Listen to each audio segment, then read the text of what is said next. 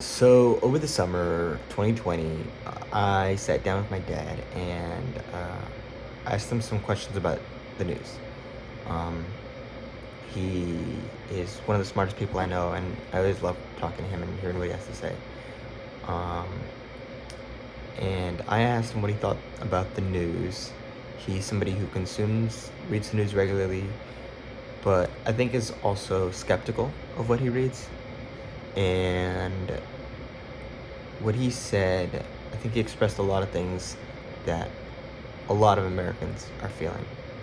Um, a lot of Americans don't trust the news, or maybe just don't trust the system in general. And I think in part with good reason. And so this is part of that conversation. Trump passes everything off as fake news if it doesn't benefit him. But there are times when I'm sitting there and I'm watching somebody reading something or watching somebody, and that's like a really good term. I look at that. I listen to them. I read this, and I was like, this is fake news. I was like, Donald Trump's right. It's fake news. But that's not the way he means it. He just means it as a way to like delegitimize anybody who doesn't toe his line. He's not critical of news at all. He's just critical of people who don't accommodate him. They're not accommodating with him. Yeah, he'll literally compliment reporters. Yeah, you read that. You wrote a great article about me. Yeah, and he's shameless about it. But that's the thing.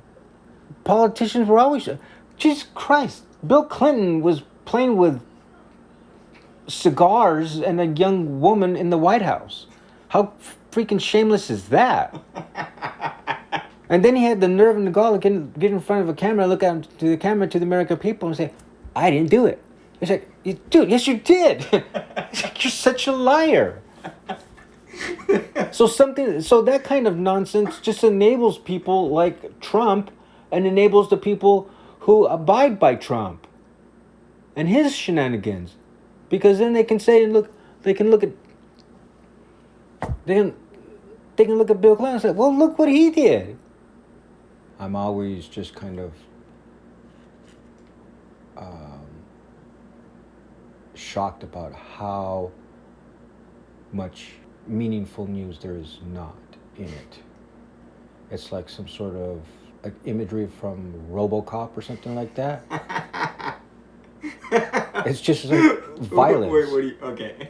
It's just violence. Is gun violence in society the result of all of the imagery we see in entertainment? I don't think so, but at the same time, it helps perpetuate it. It helps desensitize people to it. It helps probably plant, vicious ideas in people's mind, and then they go out and they can act on them. But it's not like the root cause of it. And probably the same thing with the news. When people look at the news, then they don't, for the most part, they really don't see anything else. They think that's what defines news. That's what defines events. That's what defines those things that are taking place in our society. How the Republicans and the Democrats are spitting, bile at each other. And you show graphics of people or images of people being really obnoxious and virulent in their confrontation. And that just gets people riled up. It's probably the easiest sell.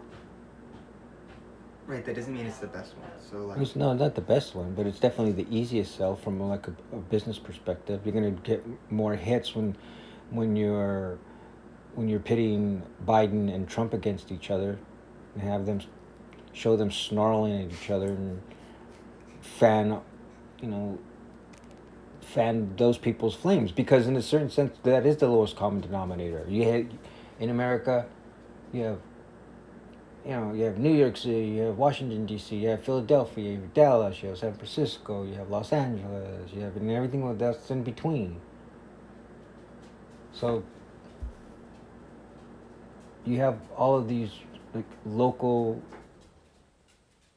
kinds of interests going on.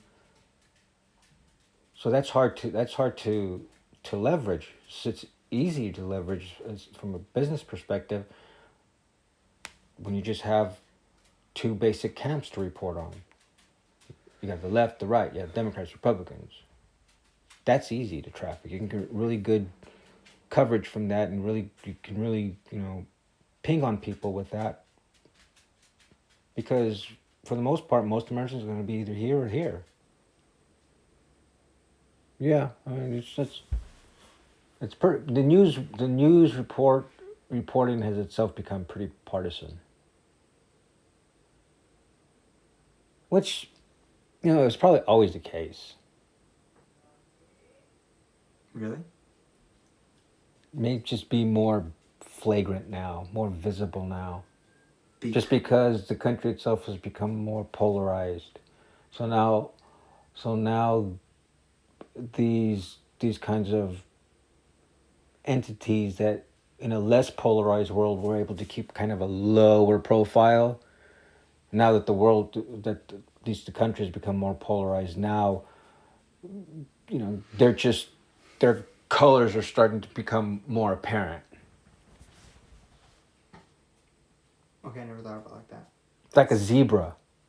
If you see a zebra walking through the grass, you really can't see the stripes. But then when the zebra comes out of the grass, out into the open, out into the like sunlight, it's like, oh, it has stripes. Okay, I never thought about it like that, but that's a good way to put it. And America being more polarized is almost like sunlight. It's just like everything's becoming crystallized. Everything's becoming so much clearer. Yeah, I think that was the thing with like Trump. It was just like, oh, you didn't care about family values. You never cared about family values at all. It literally had zero to do with that. Cool. Yeah, I mean, Trump is hardly like the issue. It's like it's hardly Trump's fault that America is where it is. He's just an opportunist. He took advantage of it. It's like, I honestly believed he just like stumbled his way into the presidency. He's like the accidental president. The accidental president. And he found out he's president. It's like, holy shit, what? I'm the president. And then when he became president, then he started saying, okay, I can, this is cool. I can go with this. It's like, jump higher. Jump higher. And he gets to do whatever he wants, which is, just has always fitted his kind of... Just be the king. He thought he was being anointed king, and people around him kind of whisper into his ear probably, you're not the president, you're the king. Act like the king. Act like the king. So, I mean, it's not his fault. He's just kind of there. He's just... Okay. So I really enjoyed that conversation with my dad. He put into words a lot of ideas and feelings that I'd had about the news, and I think probably a lot of people have. A lot of the time it's just like horrific, and you just can't look away. And politicians definitely know that, and they use that to their advantage. And then the news plays right into it, because if that'll get the audience to keep watching or to click, then that's good for both of them. And then politicians just use that because they can rile their base up and say, oh, Democrats are going to do this to you, Republicans want to take that from you. And then local politicians also benefit, because then nobody's paying attention to what they're doing. But I think my biggest takeaway was probably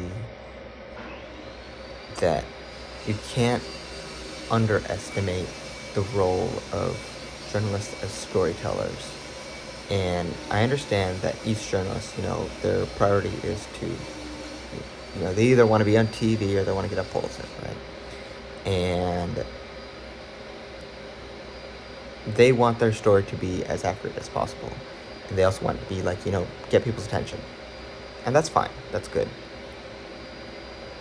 But I think in the aggregate, like, what does that collection of stories tell us about ourselves? And I don't think you can underestimate, like, the impact that it has on people. And I feel like maybe journalism, the news, has to own up to that responsibility more. I'm hoping maybe this channel can, contribute to making that a bit better. But I think definitely, journalists should also look at themselves shouldn't underestimate their role as storytellers.